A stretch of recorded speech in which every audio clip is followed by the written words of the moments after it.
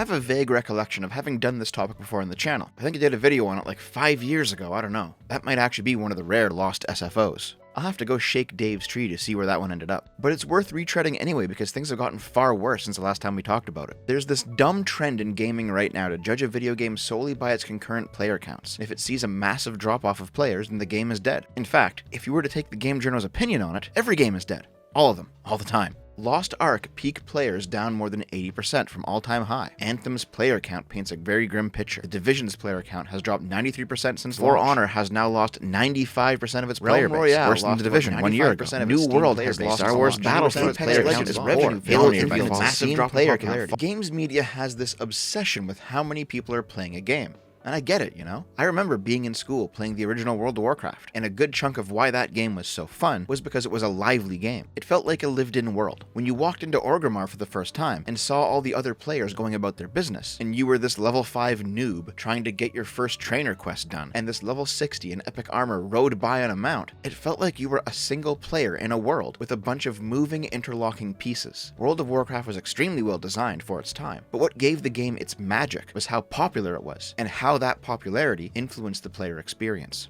In an alternate universe where World of Warcraft never got big, even if it was exactly the same game, it would have been a lot less fun. In fact, anybody who played on a dead server can attest to that. Walking around any city on a server with no players feels like walking around a ghost town. Sure, there are NPCs wandering around, but without that human element, everything just looks automated and lifeless. I think it's for this reason, every time Blizzard announced a new server back in the day, there was a massive rush of people eager to experience being on the edge of the server's level ups once again. Even on a populated server, if most people playing there were max level, the low-level areas still felt like ghost towns. The point I'm getting at is, World of Warcraft's quality came from, at least in part, something outside of the game's design. It came from the experience of playing it with other people. And so, when game journals publish article after article on how a game is losing players, there's a subtext here. Don't play this game because it's trash. How do you know it's trash? Because nobody else is playing it. There's a huge problem with this logic though, isn't there? Like, for example, when they did this to Elden Ring, it was considered a gigantic fucking joke. Elden Ring is the best game of 2022, and yet we still saw yahoos publish shit decrying the game for losing 90% of its concurrent players on Steam. Well, yeah, you dolt. It's a single-player experience. This isn't World of Warcraft, or Fortnite, or Apex, or Valorant, or whatever else you kids play nowadays. This is a game that is meant to be played on your own, summons and invasions notwithstanding. And once you've finished it, you put it down and move on to the next game. Not because it was bad, but because it's over, and it goes back on your shelf until you feel like playing it again.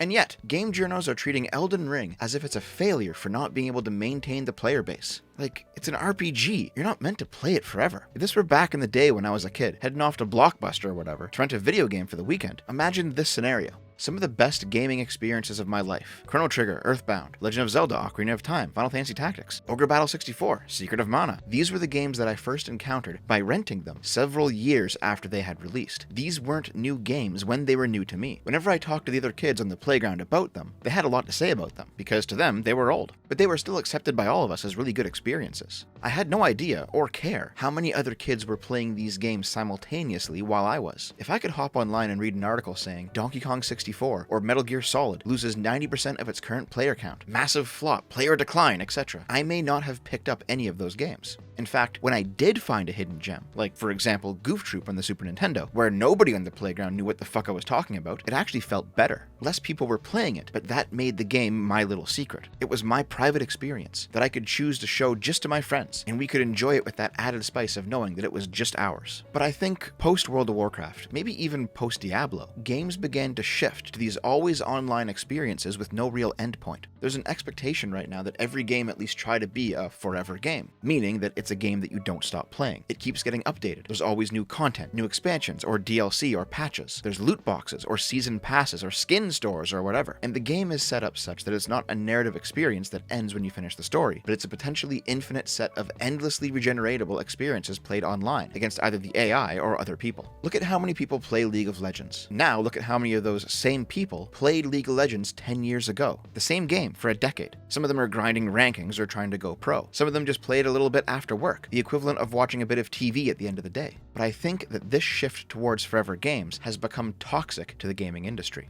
Every game being made right now has to have that online foreverness to it. Fortnite's online mode is a side mode. That game actually had a story mode for all the good that it did it. PUBG, Team Fortress 2, Overwatch, Apex Legends. All of these games are designed to be games that you play for the rest of your life, where they regularly release new maps or heroes or whatever to keep you interested. But at the end of the day, you're just playing online against other people. That's fine. There's absolutely a place for those kinds of games. But how many games have been designed to be the most blatant cash grabs and then just collapsed and failed because they wanted to be the next Fortnite? When it comes to online games, nobody wants to be playing a dead game. Naomi's going through this right now with Overwatch. She loves that game, and with the trash fire that Overwatch 2 is looking like, she's not going to be getting that one. So she's been playing Overwatch and watching it slowly wither away, and it's actually been a pretty sad experience for her, because when we're not doing a stream or something else, and she's got a little bit of downtime, she likes to play some Overwatch. And your accomplishments feel more meaningful in a game like that, if there's a thriving community. In Overwatch, if you've got golden guns, or if in World of Warcraft you've got a rare drop mount or a legendary weapon, or in TF2 if you have a rare hat or something like that. These in-game accomplishments in an online game feel meaningful only if other players can see them. But if it's a dead game, then who cares about the accomplishments? In an offline game, it's a different story. For example, I've got a save file on my old PlayStation 1 memory card where I actually managed to get Excalibur 2 in Final Fantasy IX. If you don't know what that means, it's legitimately quite a feat. But I did that for me. What am I going to do with it? Next time I have a girl over and I want to impress her, I'm going to boot up my old scratch-to-shit copy of FF9 and show her Excalibur 2? Yeah, that'll get me laid. No, I did it for me. I did it for the accomplishment. And in a single-player experience, it feels like an accomplishment that I can look back on with fond memories. But in a multiplayer game, maybe because the purpose of it is to be presented to others, I don't know. I don't look back on my experiences in the same way.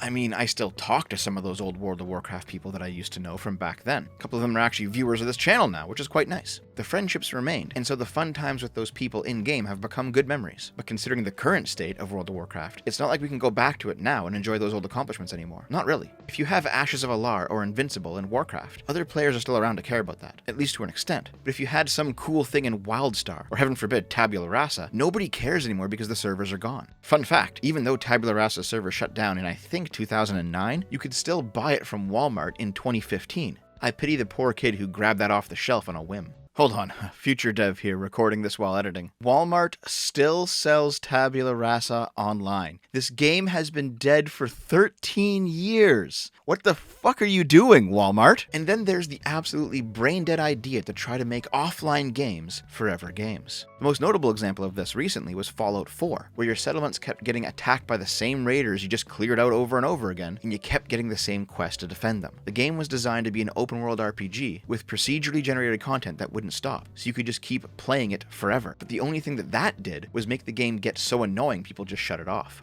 Probably the worst case scenario is when a non-forever game, a single-player experience, loses something because online support is pulled from it. There are a few minor examples that affected me. The Nintendo DS and 3DS Pokemon games, for example, had some primitive online modes with unique content that is no longer accessible because those servers have been shut down. Same with some games in the Wii and Wii U. Those games are still playable, they just feel a little bit empty in a few spots. Where there was once a fun side thing, there's only a can't connect message. A more serious version of the same thing is when Ubisoft announced they're pulling the plug on the online modes for 15 of their older games, including Far Cry 3, Prince of Persia Forgotten Sands, and at least 5 of the older Assassin's Creed games. Any online multiplayer for those games is now gone, and in some cases access to DLC is gone as well. For some of them, to be able to even play the single-player story mode, you have to disconnect from the internet. And for others, you won't even be able to play it at all. That's the worst-case scenario. To lose access to the single-player game you've legally purchased because a company has decided to turn off a server somewhere else on the planet. All of these cloud versions of games, from the Google Stadia to Amazon Luna to the cloud versions on Switch, these will all go bye-bye one day. The watch battery in my Link to the Past cartridge that I got when I was like a fucking fetus, that's still ticking. I can plug that into my SNES anytime. But these online games, they're vanishing. And while this state of affairs is entirely unacceptable and is what makes piracy morally justified, I can see the other side of the conversation when it comes to forever games. If a developer puts out a forever game with promises for content down the road, but the player base just isn't there, that content isn't coming out. At that point, the game enters a death spiral. Who wants to play an online game nobody else is playing and isn't going to get updated because the revenue isn't there? In that case, I understand the obsession over player counts by the game journos. It's actually a useful bit of consumer information. Beyond that, though, it just seems to be an easy way to dunk on games that the journos don't like. There's a reason they chose Elden Ring for this, you know? I'm gonna guess it's because all those same journos were whining that the game was too hard and it needed to have a baby mode in the name of accessibility. Now, I'm also guilty of this to an extent. In a previous video, for example, I had a good old laugh at the player count of 0 for several years of that commie game Tonight We Riot. That's because the player count was 0. That's a bit of an outlier. That's not, oh, people have moved on to the next game. That's nobody ever played this turd, ever. So the takeaway is, if a new online game launches and player count rapidly drops, that actually tells us a story. Maybe the game's too unreliable for people to be able to actually log on. Maybe the game's glitchy. Maybe the game isn't good. Or maybe the game's late-stage content isn't really all that developed yet. But if a new offline game launches, then it could just mean that people beat the game and they're putting it down to play something else, and that's perfectly fine. I think it's ultimately destructive to the video games industry, this desire of developers to build a game that will be played in perpetuity to the detriment of both their company and their users, or this desire of players to avoid feeling left out and alone to the point that they're searching for a game that they're constantly connected to, that when they post about on social media, everyone knows what they're talking about, and they feel like they're connected to other people. This generation of a feeling of unending connection to other... Wait a second. This is gonna end in Marx's On the Jewish Question, isn't it? Even in a fucking gaming video, I can't get away from it.